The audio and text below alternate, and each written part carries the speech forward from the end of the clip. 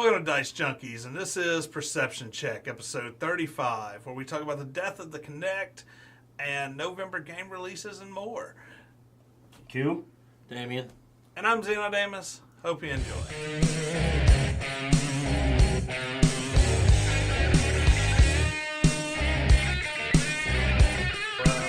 Let's get this started with our Perception Check. So first thing we saw this week was Bright. We got a new Bright trailer, which is a new show movie coming to Netflix with Will Smith. It's almost set in I don't know, what would you say, like an early Shadowrun feel. That's a good way for a video game reference. For the bookies out there like me, the novelist, this would be called urban fantasy. Yeah. It is very much interesting that they're not focusing almost as much even on the magic as they are on the races. It looks like there's clearly some racial tension. You see elves in position of authority. Orcs kind of fill the same role in Shadowrun, though. They're kind of like the urban, living on the other side of the tracks. The main thing I noticed is that they gave credit. They said that apparently this comes from the creators of Suicide Squad. And I have to admit, this is more what they should be doing. Mm-hmm. The biggest problem with Suicide Squad wasn't it was actually a bad movie. But whenever you take something people love, you can't just do whatever you want with it. Yeah. Well, I think one of the somebody said, and this is apparently a common thing with directors that make bad movies and then they come to redeem themselves on Netflix. So if that continues, then this may be really good. So what you're saying is George Lucas should come to work for Netflix. Oh. His day has passed, sir. Plus, he's made his money. George, you did your work. You brought us Star Wars. Just stay on the ranch and play with Jawas and Gungans. All right. So, but yeah, so we got this. This looks really good. I'm interested. Every trailer I've seen makes me more interested in seeing this.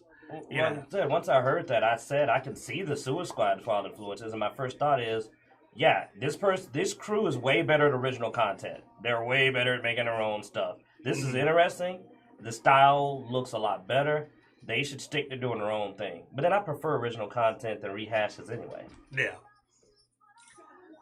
All right.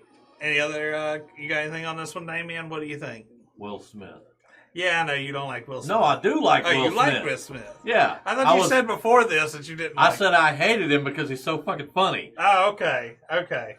But this has Will Smith in it, man. It's got to be pretty damn good. So are you saying you're going to watch it? Nope. You are such a loser. You really, this is something we do. You should probably watch this stuff, man. I'm in charge of video games, man. I listen to most of the stuff you watch through my wall. Yeah. I wouldn't share that. What's that? It just sounded weird. I listen to what you watch through the wall. It's like... But yeah, December 22nd is the release. So it's coming soon. It's not far off.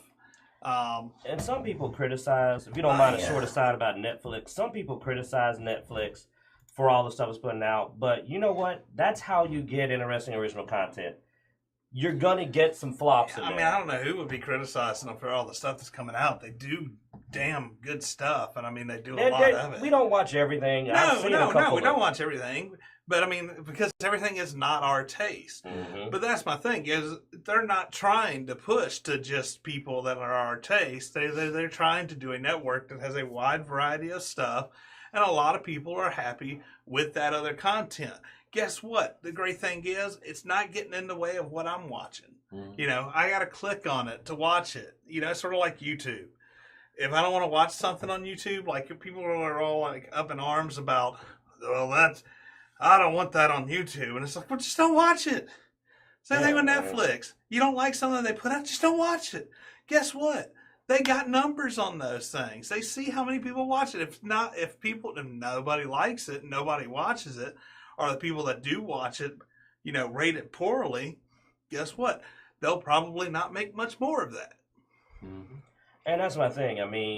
it to me is superior because how many studios have we seen that put a whole bunch of money into one attempt at a movie, screw it up, and then they never touch it again? It's smarter to go, we're going to put out 10 shows. Yeah. And out of those 10 shows, we might get 3 masterpieces. Then you take those 3 and you make a second friggin' season. Like, I mean, honestly, look how many original shows that HBO made before it hit gold. Yeah. You know? I mean, they had to make a lot of stuff before they got True Blood and Game of Thrones. And you know, those things are building blocks in the process. And don't hate on them because they're giving people a chance, because, you know, these people need a chance. Yeah. Let people get a chance to see what they can do. Doesn't hurt. They got the money. And let's be honest, one good show can make enough money to cover 3 bad ones. If it really jumps off, it can make enough money to easily cover several mediocre. So I want them to keep doing what they're doing. Oh yeah, definitely. I am definitely for that. I've been happy with what I've seen. So I just got through watching watch Stranger Things this weekend. I caught up on The Mist that came out. I enjoyed it.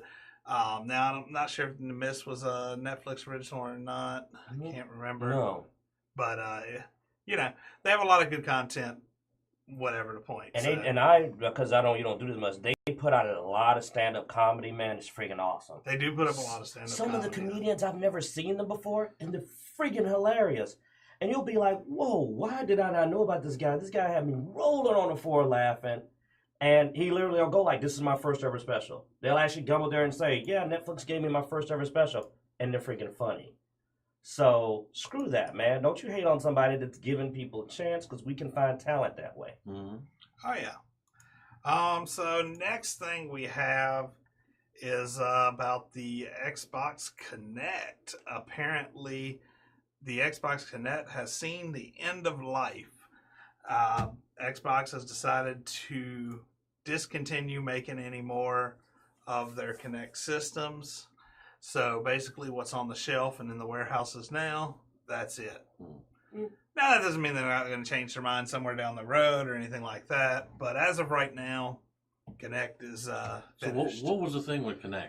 Kinect was basically it was just a camera that hooked onto your Xbox and allowed things like motion tracking, stuff like that. So you could control the Xbox with your hand, and movement. This is what caused the crazed paranoia flashback of this being, because this was originally was supposed to be on all the time, and everybody freaked out because they were like, I have to keep a camera on in my room constantly, and it's listening to my voice and all that. It also spun all those Dance Dance Revolution type games. So. I mean, they eventually allowed you to turn it off to play your games, but it's what initially, and honestly, I think that's what really killed it. After that, most people just decided, no, we don't care if we can turn it off now. We don't want it in our house. It also implemented a lot of voice commands for some of your military type games where you could command your troops and stuff. It also led to the wonderful Call of Duty prank, which was Xbox off. That people playing with you would say that would turn off your Xbox. Yeah, all the voice commands. That was awesome. But I mean, people still do that with, the OK G word and the yeah, and then the Siri and what's the Echo Lexus. So I just triggered all kinds of stuff there. So. You got me sitting here thinking like, man, I never played that prank on somebody. Run up and go, okay, Google, and then say the worst possible thing for somebody to have on their phone to search. Like, well, I'm not gonna say it. Yeah, because it's listening. Yeah, it literally. Whoa. That's why I said G word is so that our I was about to get you on a watch list. I was about to say that. You lucky. Well, we're also on Twitch, so you don't really want to get us banned or anything. Well, we're already on a watch list. Probably. We know you're on a potential world domination. Anyway, back to the Kinect. The Kinect is... we're talking about the Kinect. Yeah. We were just connecting. Yeah, there you go. R.I.P. Xbox Kinect. Yeah, so... I don't know. Like the Kinect brought a lot of cool things. I think the next step though is more AR and stuff. So we'll see what implementation they do for that. The new Xbox, the Xbox One X, actually removed the Kinect port. So everybody was pretty sure this was coming anyway because Xbox One X doesn't even have the port for Kinect. You have to buy an adapter and stuff to hook it up.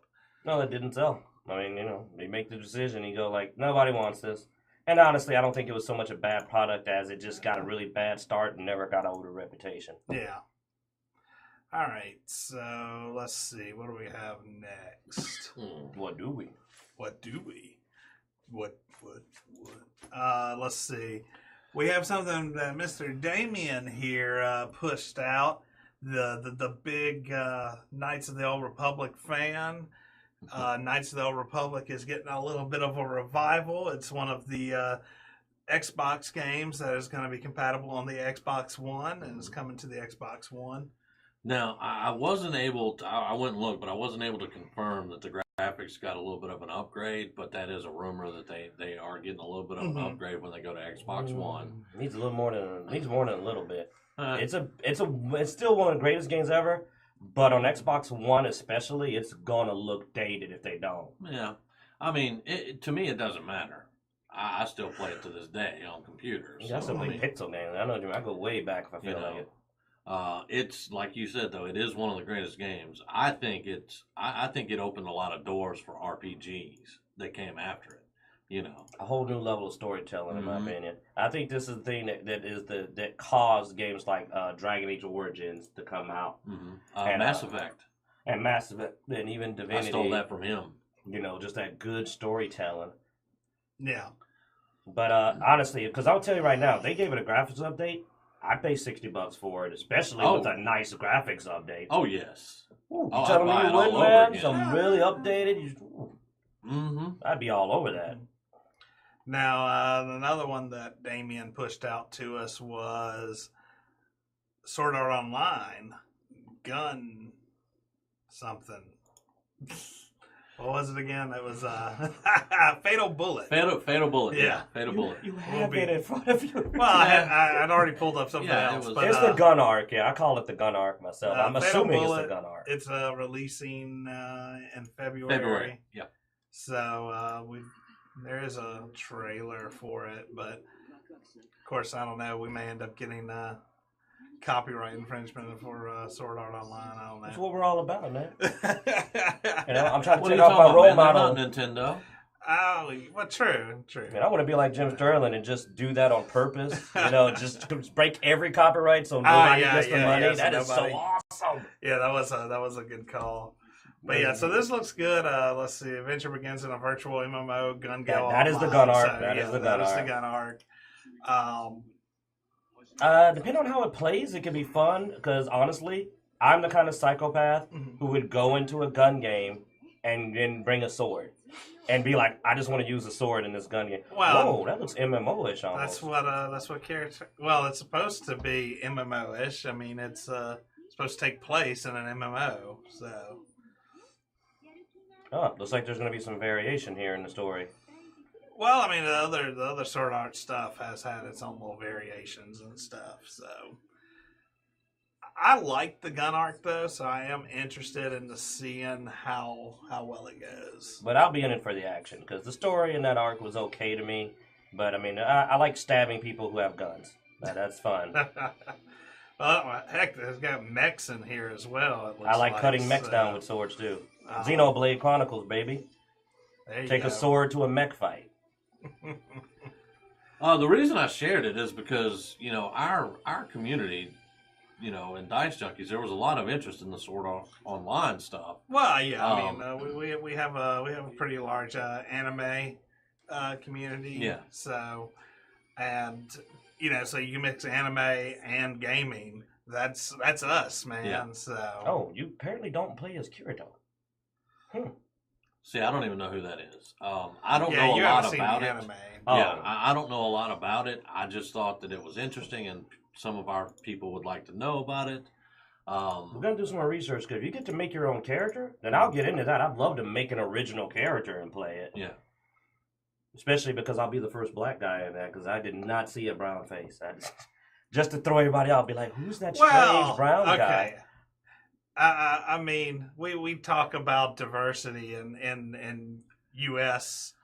games and stuff like that, but I mean, you go and look at Japan and stuff like that with the anime, not a lot of diversity there. So no, I mean, you're getting me wrong.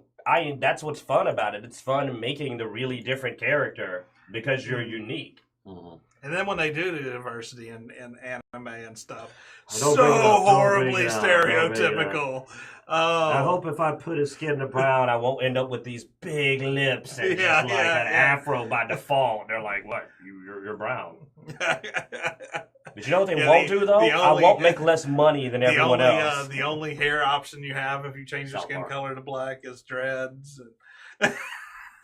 Well, sadly, I'm stereotypical because I usually put dreads on. Like, that's okay. The afro is at least don't be dated. Oh.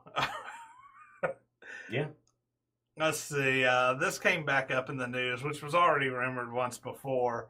But Mass Effect Andromeda fans will have to read a book for closure. Mm-hmm. Now, I'm not against reading books, so that doesn't really bother me, unless the books suck. 'Cause, you know, I'm not familiar with the author who's doing it or anything, and I am a bit picky on the quality of my books. So. Well, see, I have high expectations because it's a book and you have to actually tell a story when you write a book versus a video game that really doesn't have a lot of story to it. Well, their Mass Effect games are supposed to have a lot of story to them. Yeah. Oh, this is a new age of Mass Effect, man. All right. I thought Mass Effect Andromeda had a good story. I enjoyed the story. See, you're over there already defending it. I played the hell out of that game. Yeah. Okay? I like that game. I wish that we could get our trilogy out of it because I think we deserve a trilogy. Yeah. You know? And I'm being snarky because I have to get the last of my storyline in a book. That's what gets me is how would you feel?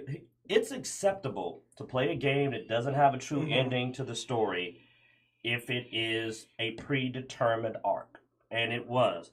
But when they decided to finish it with a book, that means that your game, sorry guys, it's not complete. Yeah. It's just not a complete game. It's not a complete story. And, you know, so what happened is that you ended up buying, you paid full price for part of a story. And some people don't read sci-fi, they play sci-fi. There are some people who explicitly have a way they prefer to consume. Mm-hmm. Yeah.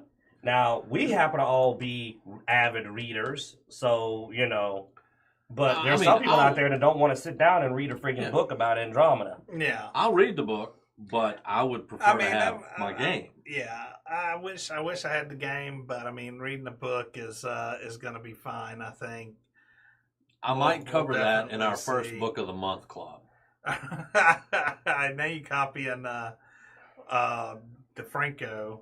There are more than just DeFranco that does book of the month clubs. Yeah, I think that's been around a while. DeFranco copied somebody else. Okay. I think the book of the month started with old people with cookies, like sitting down and talking about books, so it goes back a little while.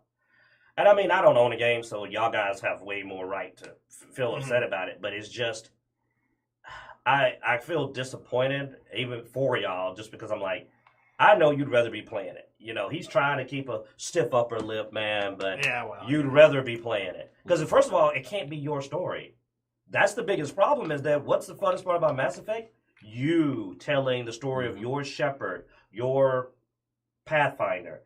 They're going to have to come up with their own Pathfinder and tell the story or leave the Pathfinder out, which is how satisfactory is that? That's the problem when it's a choose your own adventure. I don't see much that's satisfactory with this. And people just still blame the game on being horrible. But, I mean, the game made money. It looked fun to me. The game made money. It had a great combat system. The story was good. I enjoyed the story. But, you know, they that's took what a we're gamble when they decided to tell a new story instead of a proper sequel, and it didn't pay out. Well, I knew they were going to face a lot of trouble when they didn't decide to play a proper sequel. Let's drop Andromeda for now. It's already been dropped. Well, yeah. And we'll pick up the book and see how it is when it comes out.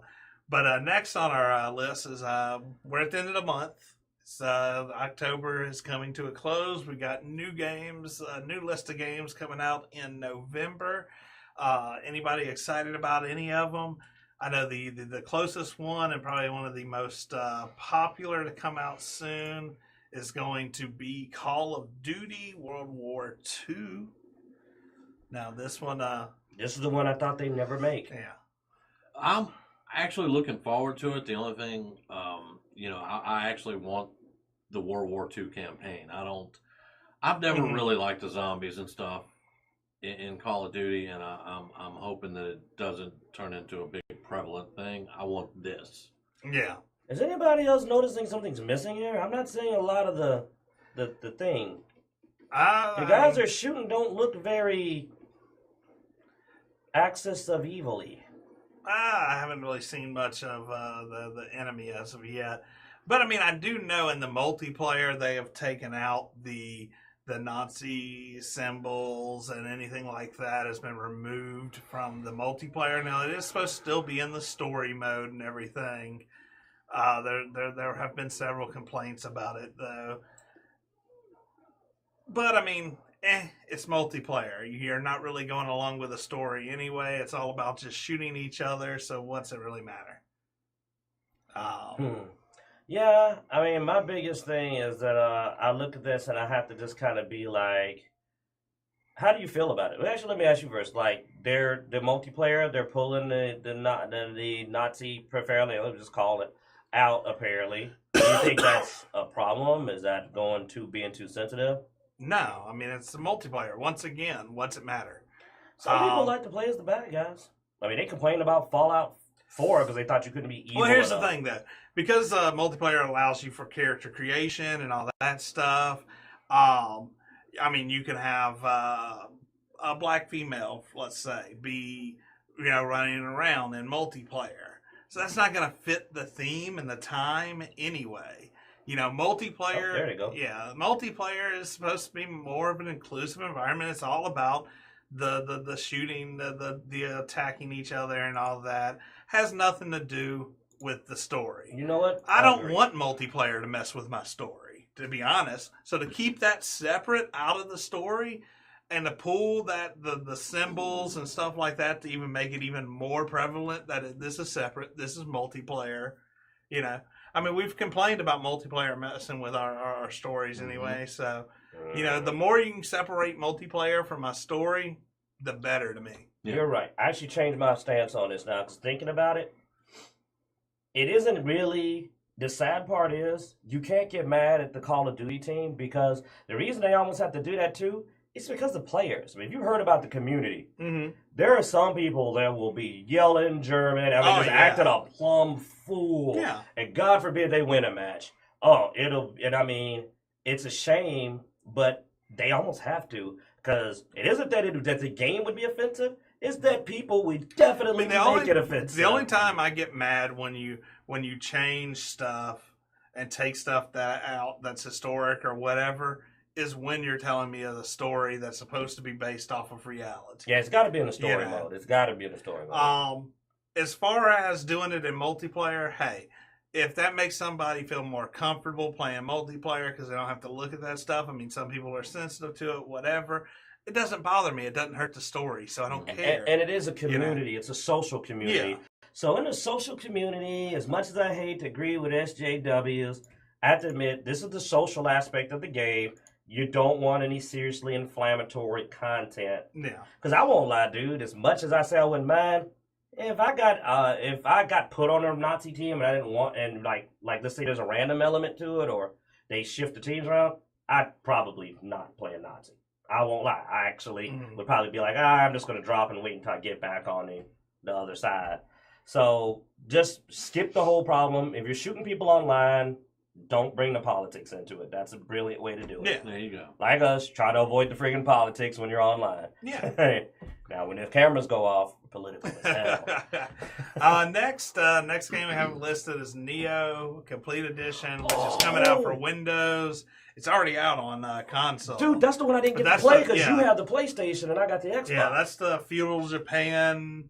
Dark Souls style. Yeah. Oh, I'm looking forward to this. So seeing it come out for PC, and the PC version will include 2 visual presentation modes, arcade mode, which aims for a stable 60 FPS frame rate, and movie mode, a cinematic option that will allow for 4K display resolution. So I mean, once they patch it a couple of times so it plays right, that's going to be awesome. yeah. You know how PC ports work. Oh, yeah. So I'm going to let it sit, and once they give out that patch, I'm going to be like, all right, here we go. Then you have Sonic Forces, which is basically a Sonic fandom video game. So, oh man, that's gonna be weird because I don't even recognize that character on the screen at all. Yeah. Let's see next. Now, the Sonic Forces is going to be coming out for Nintendo Switch, PlayStation 4, Windows, and Xbox One. So it's going to hit the board. Doom is finally coming out for the Nintendo Switch. This is Bethesda doing some busy work so they cannot do the many things they need to do. You know, like the next Skyrim, the next Fallout, the next Elder Scrolls, next Fallout, all the good stuff. But instead, they're just porting more stuff over to to Switch. You have Need for Speed Payback, which is a PlayStation 4, Windows, PC, and Xbox One game. Another Need for Speed. Not really anything to really talk about there. Now we have LA Noire, which is coming to the Nintendo Switch, the PlayStation 4, and the Xbox One. Now, I'm pretty sure this was already out on previous systems. Yes. It's just getting it updated, remastered type That's thing. really popular right now. Yeah. Let's see. Then you have Lego Marvel Superheroes 2 coming out for Nintendo Switch, PlayStation 4, PC, and Xbox One. Let's see, a new Pokemon for the Nintendo DS. I love that he didn't even say the full name. Like, new Pokemon. Yeah, I don't care. If you're into it, you already know about it. Yeah, exactly. Star Wars Battlefront 2. Now, this one's going to be interesting. PlayStation 4, Windows, and Xbox One. Anybody excited about this one? Star Wars Battlefront 2. I know it's gotten a lot of hype. No. No. What? Why are you not excited? You're a Star Wars dude, man. Yeah, I'm a Star Wars dude. I'm just not into Battlefront. I prefer RPGs. You and I played Battlefront. Yeah. The first one. It was fun for a little while. We played it for a bit. Yeah. It was fun for a little while, and I never got the desire to pick it back up. Yeah, no, you're right. Then this one it's more of the same, only better, but it's still the same. Right. So, next thing is, once again, on the Bethesda train, Elder Scrolls V Skyrim is being released on Nintendo Switch. Busy work, man. Busy work. Yeah. The Sims 4 is finally getting a release on PlayStation 4 and Xbox One. Impatient, the Inpatient on PlayStation VR. And then a new Resident Evil Revelations on Nintendo Switch. So that's not a new one. That's well, it's new for Nintendo. There you go. So that pretty much wraps up what we expect to see on November. Were any of those I think Need for Speed was like the only new thing that wasn't just a port. But it's Star Wars Battlefront 2, the Lego Pokemon, I guess. Yeah, the new Pokemon. There was Mario Party Top 100 on 3DS. That's probably a remake. Anyway. Every Mario Party is Mario Party. And then of course Call of Duty was new. Now, if he's correct here, and Battlefront does have a single player mode, it might be more interesting for me. Yeah, it has a campaign. Star Wars Battlefront 2 has a. They're the first Battlefront I thought had a campaign. So, not that I recall ever playing. Yeah, well, you didn't really play it much either. So, anyway, thanks for that, Wooden Ball. Like you did. No, I didn't. I know I didn't. Hey guys, thanks for watching this episode. Be sure to like, subscribe, and down below we have a description with all of our social media. Check that out. You can check us out on Facebook, Twitter, Instagram, Patreon, Google+. All the links are down there. You can see some behind-the-scenes stuff, as well as, just whenever we're posting something, we always post to those medias as well. Also, you can look over to the side here, and we'll have some links to some other videos you might want to check out, as well as below you'll see the Dicejunkies icon where you can click to subscribe. Thanks for watching. Have a good day.